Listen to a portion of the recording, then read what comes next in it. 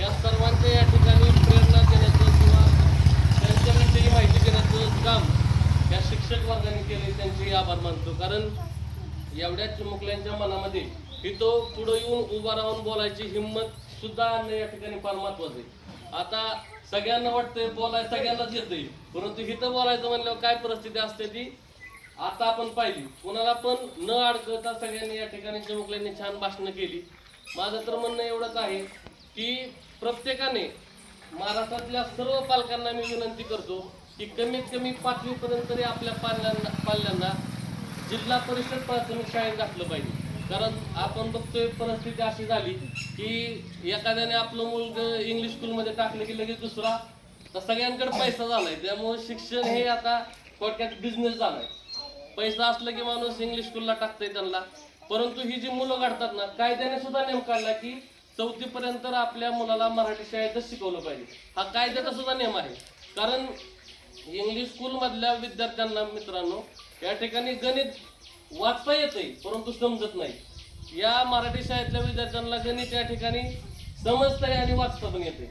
आता इंग्लिश स्कूलच्या 6वीतल्या विद्यार्थ्यांना 78 सांगितलं कळतंय, हे 78 आहे. त्यांना 78 सांगितलं कळत नाही. कारण ही परिस्थिती आज जगामध्ये निर्माण झाली. परंतु आपला या ठिकाणी शाळेचा बिझनेस एवढा मोठ्या प्रमाणात काही लोकांनी करून ठेवलाय. अनधिकृत शाळा सुद्धा या ठिकाणी चालायला लागल्यात. इंग्लिश स्कूल फॅड झाले आणि हे आता 10 वर्षात आले. पहिली काय आतापर्यंत मोठे मोठे अधिकारी झाले हे मराठी शाळेतच शिकले होते.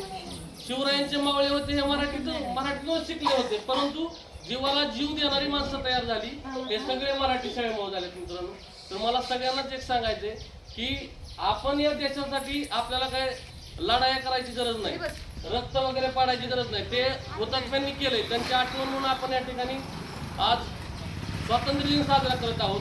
मग आपण काय केलं पाहिजे देशासाठी की ही लहान पिढी जी आहे ना ते आपण सक्षम बनवली पाहिजे.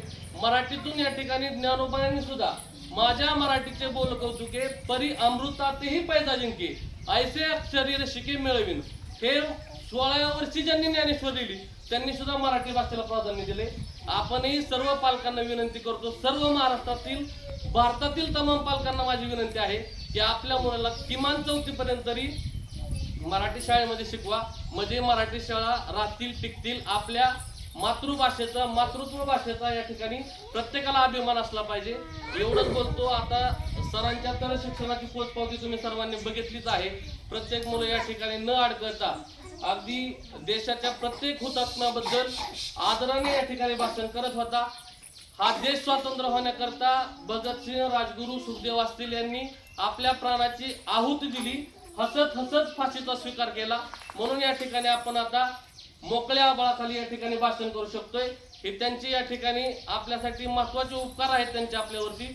एवढंच बोलतो आणि या ठिकाणी थांबतो. जय हिंद, जय भारत.